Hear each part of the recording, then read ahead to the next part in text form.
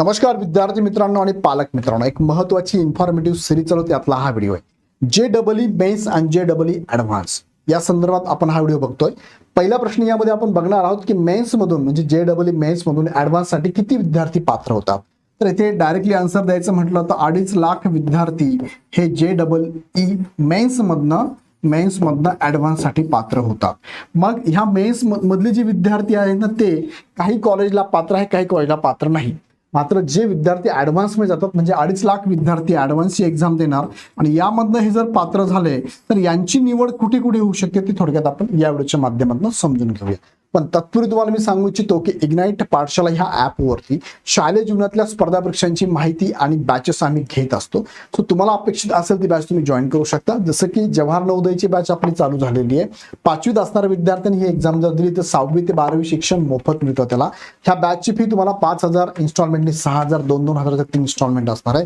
ही batch तुम्हाला पूर्ण syllabus cover करणार आहे, PDF स्वरूपातल्या नोट्स आहे आणि मल्टिपल लेवलला टेस्ट सिरीज आणि 1-to-1 काउन्सिलिंग पण असणार आहे। सो तुमच्या पाल्याला जर आवडत असेल तर नक्की बॅच जॉईन करा। डेमो लेक्चर YouTube वरती अवेलेबल आहे। आता मुख्य मुद्द्याकडे तुम्हाला घेऊन जातो। बघा, नुकताच JEE ॲडव्हान्सचा निकाल लागला। देशामध्ये पहिला आलाय तो शुभम कुमार बिहारचा आहे आणि देशामध्ये मुलींमधून पहिली जी आली ती महाराष्ट्राची मुलगी आहे, आरोही देशपांडे पुण्याची आहे।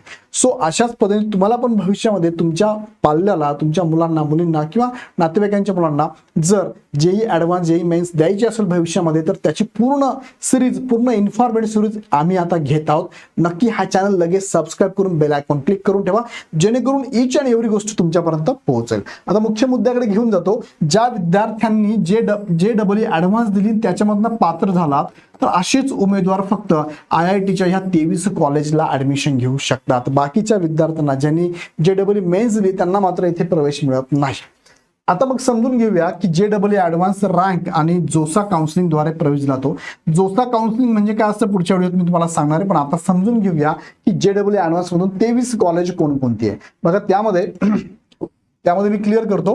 JEE मेन्स जर पात्र झालात तुम्ही तर प्रवेश कुठे मिळू शकतो तुम्हाला, तर JEE मेन्स झाला असेल तुम्हाला, बघा, नॅशनल इन्स्टिट्यूट ऑफ टेक्नॉलॉजीला आपण NITs म्हणतो, दुसरा Indian institute of information technology IITs म्हणतो आपण त्याला, आणि आहे नंतर गव्हर्नमेंट फंडेड टेक्निकल इन्स्टिट्यूट ज्याला GFTIs म्हणतो आपण।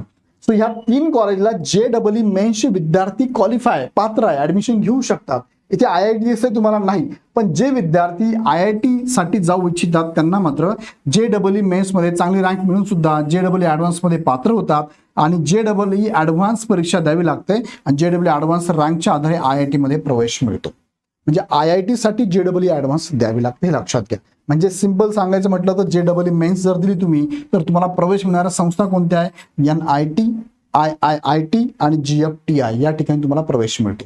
त्याला म्हणतो आपण जोसा काउन्सिलिंग होतं, जॉईंट सीट अलोकेशन ऑथॉरिटी ज्याला आपण म्हणतो। बघा, इथे दिलंय जोसा, joint seat allocation authority. Counselling म्हणजे काय, तुम्हाला कॉलेज आणि त्या कॉलेजमधली कोणती शाखा निवडायची तुम्हाला ते पसंतीक्रम द्यावा लागतो, त्यानुसार काउन्सिलिंग होतो। 7-8 फेऱ्यांमध्ये तुमचं सिलेक्शन होऊन जातं। आणि ज्यांचं JEE ॲडव्हान्स झालंय त्यांना हे तर कॉलेज आहेतच, त्याबरोबर IIT पण आहे। हे का बरं आहे, कारण ते मेन्स मधनच आलेत ना, मेन्स मध्ये होते ना ते, म्हणजे मेन्सच्या द्वारे सुद्धा इथे तुम्ही हे कॉलेज घेऊ शकता। आणि प्लस जर तुम्ही ॲडव्हान्स पण क्रॅक केली, पात्र झाला तर IIT पण, अशा 4 संस्थांना तुमची निवड होऊ शकते JEE ॲडव्हान्सची। आता 23 जे कॉलेजेस आहेत बघा, कसे कसे आहेत बघा। IITचे टोटल भारतामध्ये 23 कॉलेज आहे, NITचे 31 कॉलेज आहे, IITचे 26+ आहे, GFTIचे 35+ आहे। वर्षानुसार हे बदलू शकतात, हे पण बदलतात बघा। यामुळे JEE मेन्स पात्र विद्यार्थ्यांसाठी IIT पेक्षा जास्त जागा NIT, IIT आणि GFTI मध्ये सुद्धा उपलब्ध आहेत। मेन्स देऊन पण तुम्ही या ठिकाणी जाऊ शकता। आता जाऊया मुख्य मुद्द्याकडे। बघा, आता 23 IIT कोणते आहे तुमच्या समोर लिस्ट मी सांगितली, थोडक्यात मी पटकन तुम्हाला सांगतो।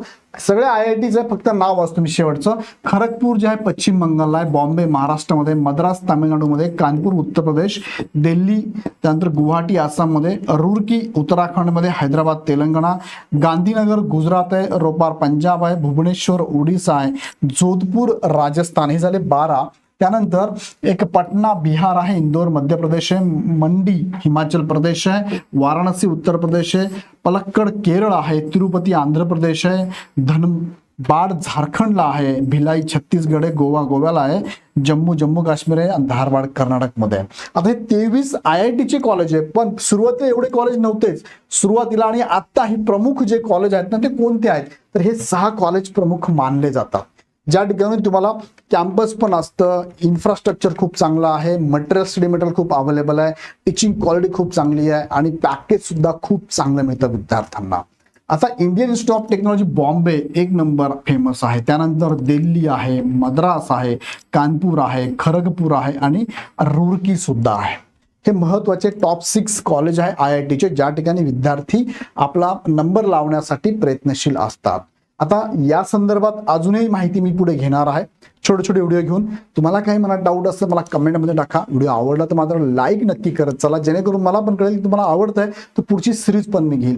तुमच्या मनात काही प्रश्न असेल तर मला कमेंट बॉक्समध्ये टाका, पुढचा व्हिडिओ त्याच्यावरती मी नक्की घेऊन येईल. जसं की काही पुढचे व्हिडिओ बघा, सर्व IIT चे कॉलेज असतील, एक कॉलेजची माहिती मी तुम्हाला देतो. NIT चे कॉलेज असेल, GFTI चे कॉलेज असेल किंवा इतर जेवढेही कॉलेज असेल IIT चे पण, ते पण माहिती मी तुम्हाला देणार आहे.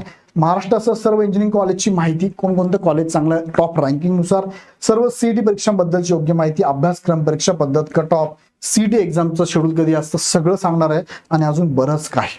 सो यासाठी काय करा, चॅनल सबस्क्राईब करून बेल आयकॉन क्लिक करून ठेवा, जेणेकरून तुमच्याकडनं ही इन्फॉर्मेशन मिस होणार नाही. आणि अधिक माहिती तुम्ही आमच्या नंबरला कॉल करू शकता, अदरवाईज ॲप डाउनलोड करून तुम्ही शालेय जीवनातले हे कोर्सेस पण आमच्याकडनं मार्गदर्शन घेऊ शकता, ज्यामध्ये Navodaya, scholarship, Olympiad, NTS, MTS, सैनिकी स्कूल, होमी बाबा, मंथन आणि NMMS सारख्या एक्झाम आहेत. त्याचबरोबर इस्रोची पण बॅच आपण चालू केलेली आहे. सो व्हिडिओ आवडला तर लाईक करा, सगळ्यांना शेअर करा आणि पुढचे अपडेट बघण्यासाठी चॅनल सबस्क्राईब करून बेल आयकॉन क्लिक करा. पुन्हा व्हिडिओ आपण नेक्स्ट व्हिडिओमध्ये. धन्यवाद.